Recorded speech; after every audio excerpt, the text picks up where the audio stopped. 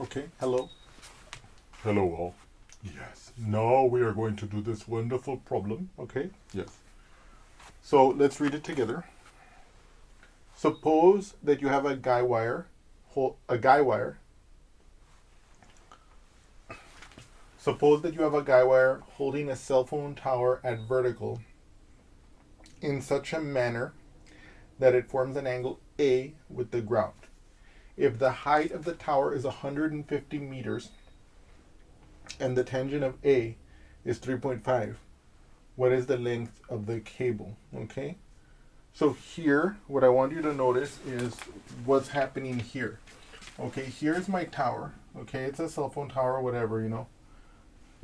If you want to believe it, it's maybe not a cell phone tower. Maybe it's like a top secret tower of some kind. But, we're not going to entertain such fantasies. We're just interested in solving this problem. Okay, but this is a cell phone tower. And it's 150 feet tall. So let's put it right here. 150 feet. Okay. Or wait, meters? Meters. And there's a guy wire that's holding it up. Okay. This is one of many guy wires. Right? Because, and if you've ever seen a tall tower like this, you'll see the wires that are like around it holding it up. This is particularly true of very tall towers. Okay. So this is my guy wire. Okay. And we know that the guy wire forms an angle of A here with the ground. And we know that it's 150 meters tall. And what we want to know is we want to know the length of this cable. We do assume that this is a right angle, okay? And we're now prepared to draw our schematic to analyze what's really going on here, okay? Okay. So this is my angle A. This is a right angle.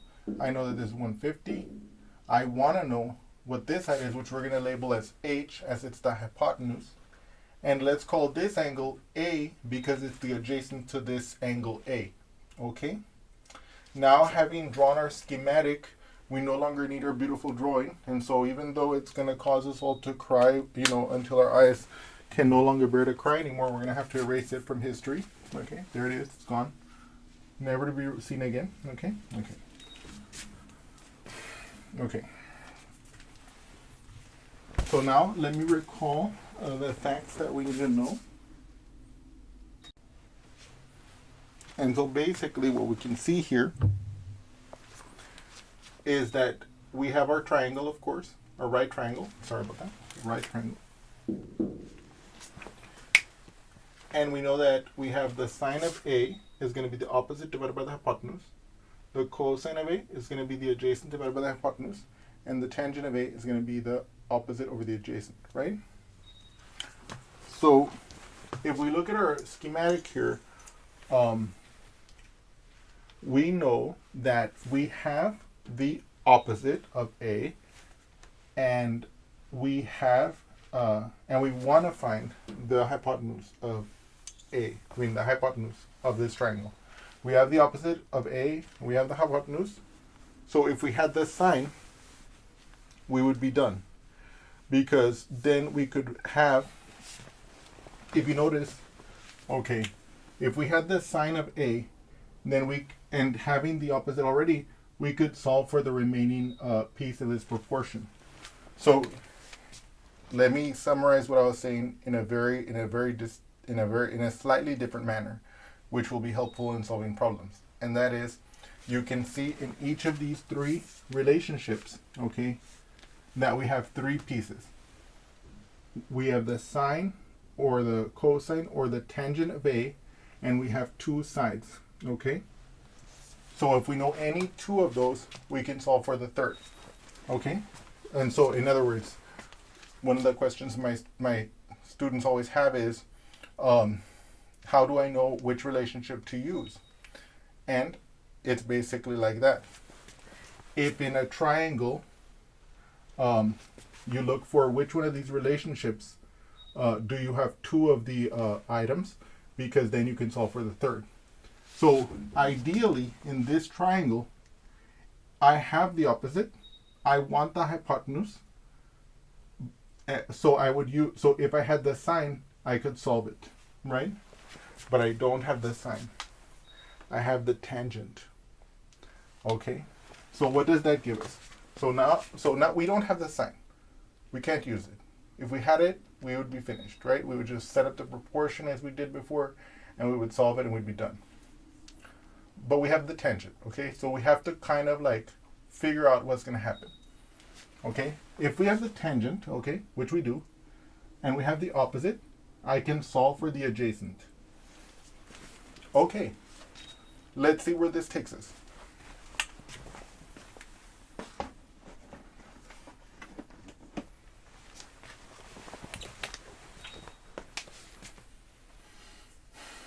So my opposite is equal to 150. My adjacent is equal to A. And my tangent of A is equal to 3.5. Okay? Okay. So that means since our tangent of A is equal to the opposite of the adjacent, then 3.5 will equal to the opposite, which is 150, over the adjacent, which is A. Here, I'm dividing 150 by A. How do I do the opposite of that? I multiply it by A. So if I multiply the right-hand side by A, I'm going to multiply the left-hand side by A. So that's going to imply the following relationship. 3.5 A equals 150. Okay, because when I multiply this side by A, that A and this A cancel out. Okay? So now, the question then becomes, how do I get the A isolated here? Well, I have 3.5 times A. What's the opposite of multiplication? Division. So I'm going to divide this side by 3.5. Okay? And if I do that to the left, I do it to the right. I'm going to divide this side by 3.5. Okay? Okay. So now this becomes A equals, and then I have to perform this division. So 150 divided by 3.5. Okay? Now, I'm going to multiply the top and bottom by 10 to make it easier for us, okay? So it'll be 1,500 divided by 35, right? Because it'll be easier for us to do the division this way. And let's do that here on this side. If you have a calculator, you can happily pull that thing out right now and do it. But I want to take this opportunity to walk you through the long division because I think it's important to maintain the skills of long division. For whatever reason you might need to use it. Okay? Okay. So let me start by making a multiplication table, okay, of the number 35. Okay? So I only need the digits I only need the multiples from 1 through 9, okay? 1, 2, 3, 4, 5, 6, 7, 8, and 9. Okay? So this is my n, and then this will be 35 times n. Okay? Okay. So now let me start populating this table. Obviously, if I do 35 times 1, right, because there is 1 here, that'll be 35. And then if I add 35 to 35, let's do that here. 5 plus 5 is 10, so I bring down the 0, I carry the 1. 1 plus 3 is 4, plus 3 is 7. Okay? So that's 70. I add 35 to this. Okay? 0 plus 5 is 5. 7 plus 3 is 10. So that's 105. I add 35 to this. 5 plus 5 is 10. I bring down the 0, carry the 1. 1 plus 3 is 4. And I bring down the 1, 140. I add 35 to this, okay?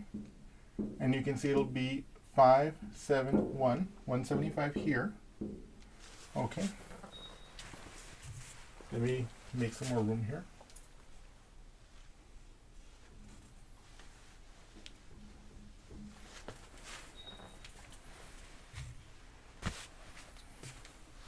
$175 plus 35, okay? 5 plus 5 is 10. Carry the 1. 1 plus 7 is 8. 9, 10, 11. I bring down the 1, carry the 1. 1 plus 1 is 2, so that's 210. I add 35 to that, okay? 0 plus 5 is 5. 1 plus 3 is 4, and then I bring down my 2. That's 245. I'm going to add 35 again. Oops. 5 plus 5 is 10, so I bring down the 0, carry the 1. 1 plus 4 is 5, plus 3 is 8, and then I bring down my 2, 280. Okay, and now finally I add 35 one last time. 5 plus 0, that's 5. 8 plus 3, 11. Bring down the 1, carry the 1. 1 plus 2 is 3. 315. Okay.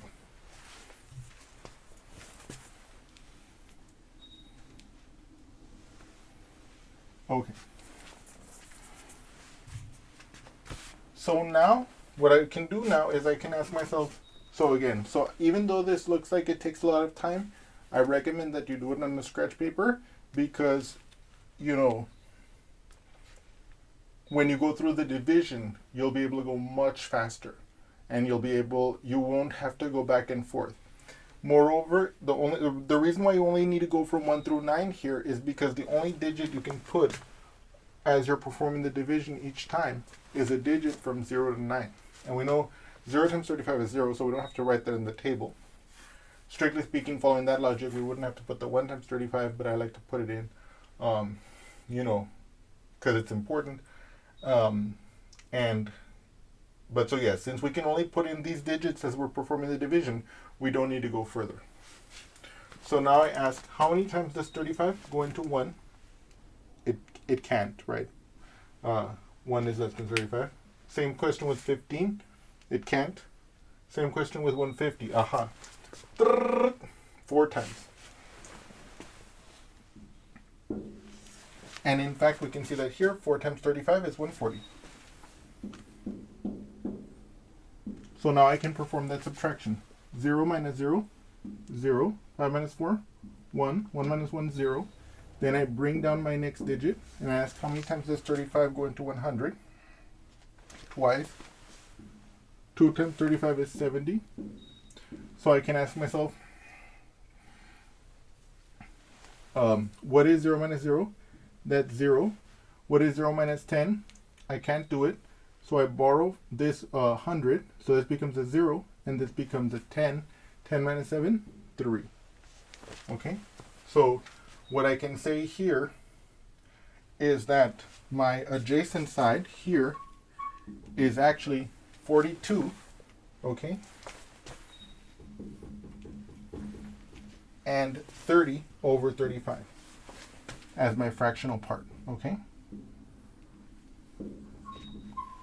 And if you divide the top and bottom of this by 5, you can see that it'll simplify to 6 over 7, right? So I could write that as 42 and 6 over 7 as my as the length of my adjacent side. Now, just for completeness, I'm gonna develop a few digits of the decimal expansion so that if you wanted to get an approximation, you could do that, okay? So for example, first of all, why did we stop the division? Because here, once we got to this point, I had nothing else to bring down here, right? So what I do here is I affix a decimal point and I affix a new 0 that wasn't there before. I drop it. That becomes 300. I can now ask the question, how many times does 35 go into 300? And I can see from my table it goes in 8 times. So I can put my 8 there. And then 8 times 35 is 280. So I put that in here. I can perform that subtraction. 0 minus 0. I can't do that. I mean, how do you call it? 0 minus 0 is 0, right? So that goes here. 0 minus 8. That I cannot do, right? Because 8 is bigger than 0. So I have to borrow here. This becomes a 2. This becomes a 10. 10 minus 8, 2. 2 minus 2 is 0. Now I affix the 0. I drop it. This becomes 200, right? We ask ourselves, how many times does 35 go into 200? 5 times. And so what you can see here is that having drawn this table first, I can proceed much more rapidly with the long division. 0 minus 5, I can't do that, and I can't borrow from this 0, so I borrow from this 200. I take away 100 here, so that becomes 100. I make this into 9 and this into a 10. Because if I have 90, so this 90 plus this 10 units adds up to the 100 that I borrowed from the 200. So now 10 minus 5, that's 5. 9 minus 7, that's 2. 1 minus 1 is 0, right? Once I perform the subtraction, I affix a new decimal point, I drop it. This becomes 250. I look here, I ask how many times does 35 go into 250? 7 times. I put that here. 7 times 35, 245. Right? And you guys can see that this can continue. I'm going to subtract. I'll get 5 here. I affix a 0 here. I drop it. That becomes 50. How many times does 35 go in? Once. 1 times that. And so on and so on and so forth. So if I wanted to, that would be a decimal approximation to the length of the adjacent. Okay? Let me remove that now. And I'm going to remind you of a fact, which you probably already know. But if you don't, I'm going to remind it to you so that we can actually solve the remaining part of this problem. Okay? So let's do that together. And so this is the reason why I introduced this problem is because it was a good way to segue in the following theorem, which is so important for right triangles. And it's called the Pythagorean Theorem, as you will probably all know. And in any right triangle with legs A and B, okay, the legs are the sides that are not opposite the right angle. Okay? So in any right triangle with legs A and B and hypotenuse C, the relationship of A squared plus B squared equals C squared holds. Okay? So you could also say it as the sum of the squares of the legs is equal to the square of the hypotenuse. Okay? And so if we recall when we were solving this problem, we were given the opposite of the angle and we were given the tangent of the angle. So we couldn't find the length of the cable, which is what we really wanted. So we compromised and we said, okay, let's see what we can do if we use the information we have and the relationships we already knew, the tangent, for example, in this case, to find what we can find out and see where we went from there. What we found is that we got the length of the adjacent. We now have the length of the opposite, the length of the adjacent. We want the length of the hypotenuse because that's the length of the cable. Okay? But we see now in this right triangle we have the two legs, we have the length of the two legs, and we want the hypotenuse, so we can avail ourselves of the Pythagorean theorem to get that final value. Okay? So in other words, let's say I label this as my A, this is my B, and this is my C, right? I can see that I can have, using that relationship, 42 6/7 squared plus 150 squared is going to equal the h squared, where h is the hypotenuse of this triangle, but also in terms of our word problem, the length of the cable. Now, in order to square this, what I'm going to do is I'm going to make it an improper fraction. Okay, so let me do that here for you. 42 6/7 will be the same as 42/1 plus 6/7. Okay, that's because whenever you have a mixed number, that's the same as the whole part, in this case 42, plus the fractional part, which is in this case 6/7. Okay? Now, in order to add these two fractions, I need to have this one to have the same denominator as this one. And so what I'm going to do is I'm going to multiply the top and bottom of this by 7. Okay? In other words, I'm going to effectuate the following calculation. Okay? Okay. By the way, in case you're concerned that I'm going into way too much detail with this calculation, I apologize. But I just want to make sure that all of you, that this kind of calculation ability is maintained in each of you, okay? Even though we will be using calculators a lot, I want to also maintain these calculation techniques. So now 42 times 7, let's do that here, okay? 7 times 2 is 14. I bring down the 4, carry the 1. 7 times 4 is 28. I add 1, that's 29. So it's 294, okay? So I have here 294 plus 6/7. And if you can see that, 294 plus 6, that's 300/7. So I can replace I can now replace this with 300 over 7. Okay.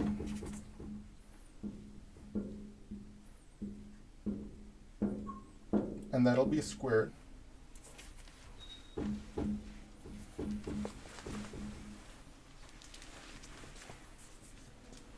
plus 150 squared, okay, equals h squared, okay? So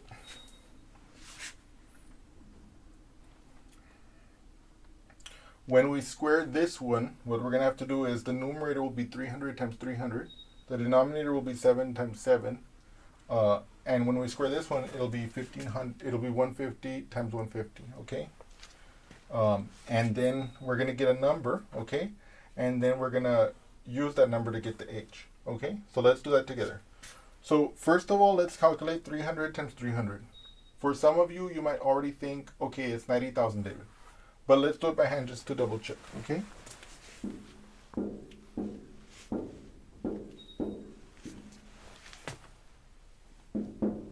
Zero times 0 is 0. 0 times 0 is 0. 0 times 3 is 0. Then this one, 0 times 0 is 0. 0 times 0 is 0. 0 times 3 is 0. And then 3 times 0 is 0. 3 times 0, 0. 3 times 3, 9. Now I add these. I bring down this 0. 0 plus 0 is 0. 0 plus 0 plus 0 is 0. 0 plus 0 is 0. And bring down my 9. 90,000. So this first one becomes 90,000 divided by 49. And that'll be plus 150 squared. Now you guys might think, okay, David, that's oh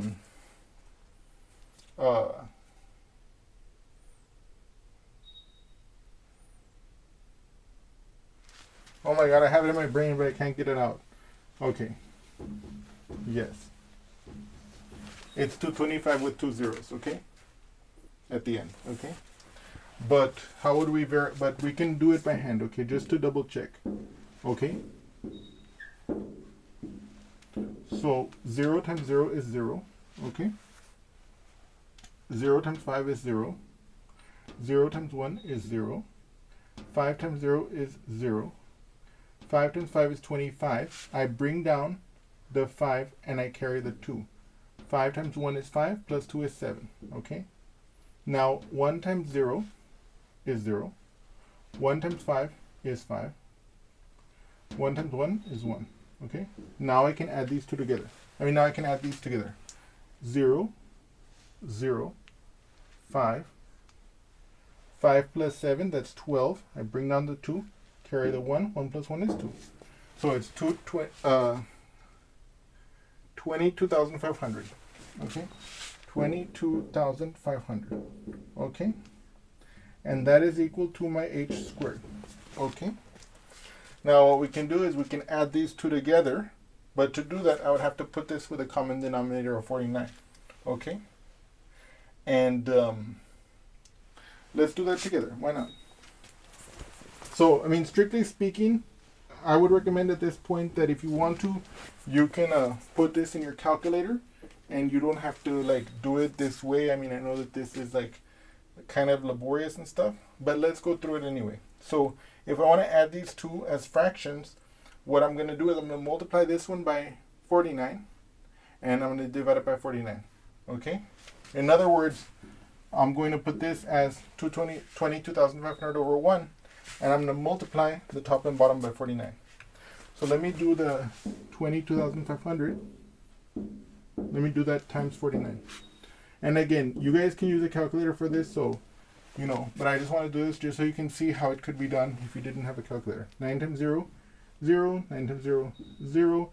9 times 5, 45. Bring down my 5, carry my 4. 9 times 2 is 18. 19, 20, 21, 22. Bring down my 2, carry the 2. 9 times 2 is 18, 20. 2, 0. Now, let me do it with 4. 4 times 0, 0. 4 times 0, 0. 4 times 5, 20. Bring down my 0, carry my 2. 4 times 2 is 8, 9, 10. Bring down my 0, carry my 1. 4 times 2 is 8, 9, like this. Okay. 0, 0, 5, 2, 0, 11, like this. Okay, so I can see now that my h squared is going to equal to, they're both going to be 49 on the bottom. Okay, and it'll be 90,000 plus 1102500. Okay, and then what I'm going to do is I'm going to add these two. Okay, so let's do that together here.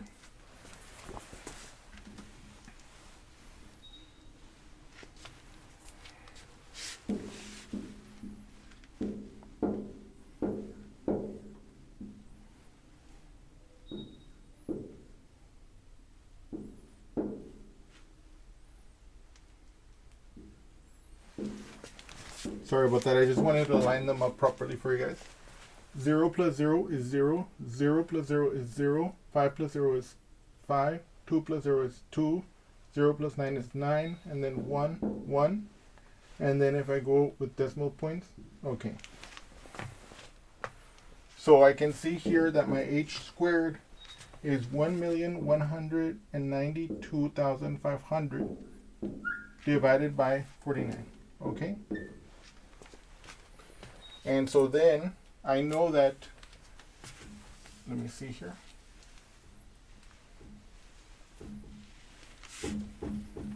So I know therefore that my h is going to be the square, if I want to get the h by itself, I'm going to have to square root that. So my h is going to be the square root of 1192500 divided by 49. Okay? Okay. So now,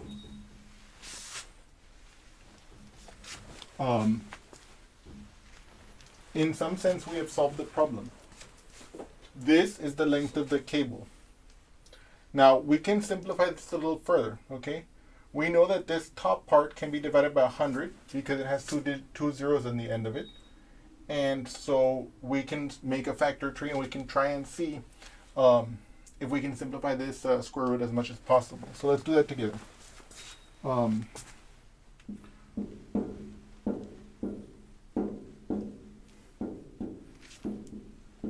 So of course, if I were to divide this by 100, I would be left with this part here.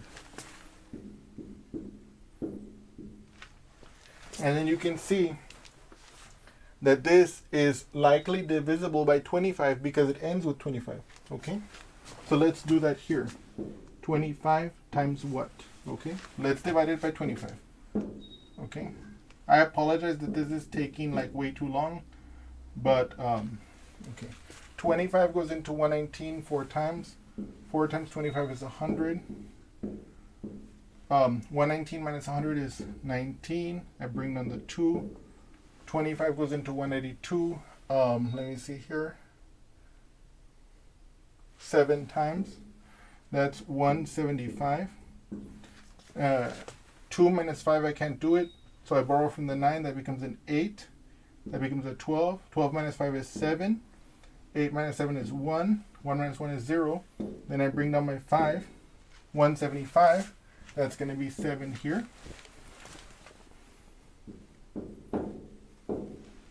Okay. And now we can imagine in our brains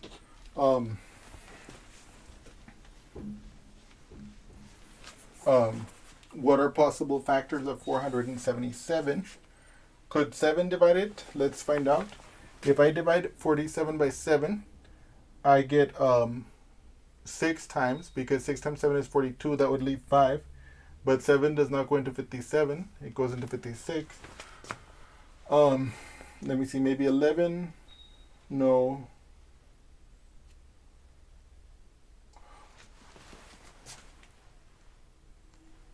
Believe it or not, it's divisible by 3. Because if you add the digits, 4 plus 7 is 11. 11 plus 7 is 18. When you add the digits of a number, if that sum, which we saw here was 18, is divisible by 3, then the number itself is divisible by 3. So if I have 477, I'm going to divide it by 3. 3 goes into 4 once. 1 times 3 is 3. 4 minus 3 is 1. Bring down the 7. 3 goes into 17 5 times. 5 times 3 is 15. I subtract and I get 2 here, and I bring down my 7 here. 3 goes into 27 9 times. 9 times 3 is 27, and we're left with 0. So now we know that 477 can be broken down into 3 times 159. Now, 159 is divisible by 3, right? Because if you look at it, let's do that here. So actually, guys, this is a wonderful opportunity. Well, 3 goes into 1, it doesn't. 3 goes into 15 5 times. 5 times 3 is 15. 15 minus 15 is 0, right? So I bring down my 9. 3 goes into 9 3 times. 9 times 3 is, 3 times 3 is 9. 9 minus 9 is 0, right? So 3 times 53 is 159, okay? And then I believe 53, that's it, okay? 53 has no factors. So now look what we've been able to achieve. I actually didn't think we were going to go as far as we did on this problem without a calculator. And by the way, even though I didn't want us to go to this level of detail, and even though you didn't need to go through this level of detail to solve this problem, right, you could have used the calculator. Like once we wouldn't even have had to have gone this way. We could have used we could have plugged into our calculator, h is equal to the square root of this squared plus this squared. The calculator would have popped out our answer. We would have been happy. But this gives us an opportunity to remind ourselves of how we can simplify square roots as much as possible to try and write an exact answer, okay? Now here, I can break up the 25 as 5 times 5, the 100 as 10 times 10, the 10 as 5 times 2, this 10 is 5 times 2 also, and so I can rewrite this as h equals to the square root of, the top will be, let me see here, 2 2's, okay? So 2 times 2, okay? I got 2 3's here, so times 3 times 3. I've got 1, 2, 3, 4 5's, okay? So times 5 times 5 times 5 times 5, and then times the 53 down there. All of that divided by 7 times 7, of course.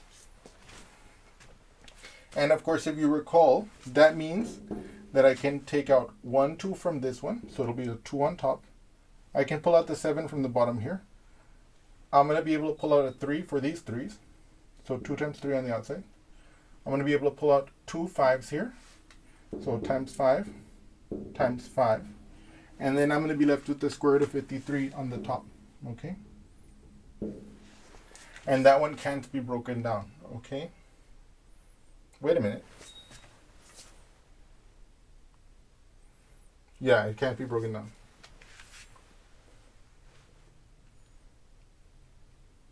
Okay, and so now 2 times 3 is 6. 6 times 5 is 30. 30 times 5 is 150. So it'll be 150 square root of 53 over 7.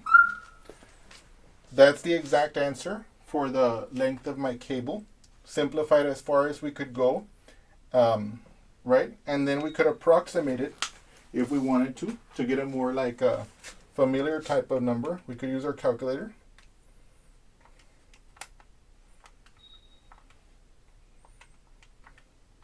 And we would get approximately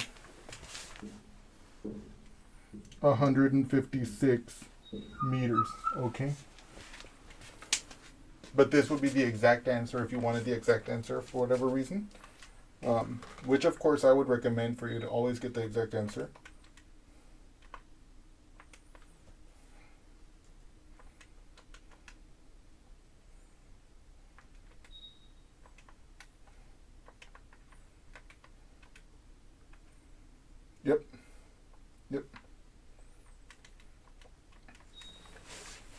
See, so if you wanted to avoid all that headache, you could have done it with the calculator from the get-go. Once I got the adjacent value, you could have just plugged that into the calculator with the Pythagorean Theorem.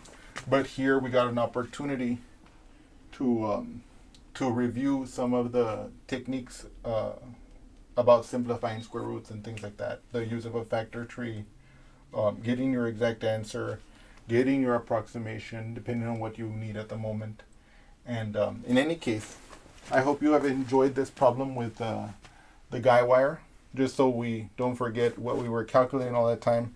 The length of the guy wire is exactly 150 times square root of 53 divided by 7 meters, or, which of course you would never see that in real life, right? 156 meters approximately. And well, there we go, and I look forward to seeing you again soon. Thank you.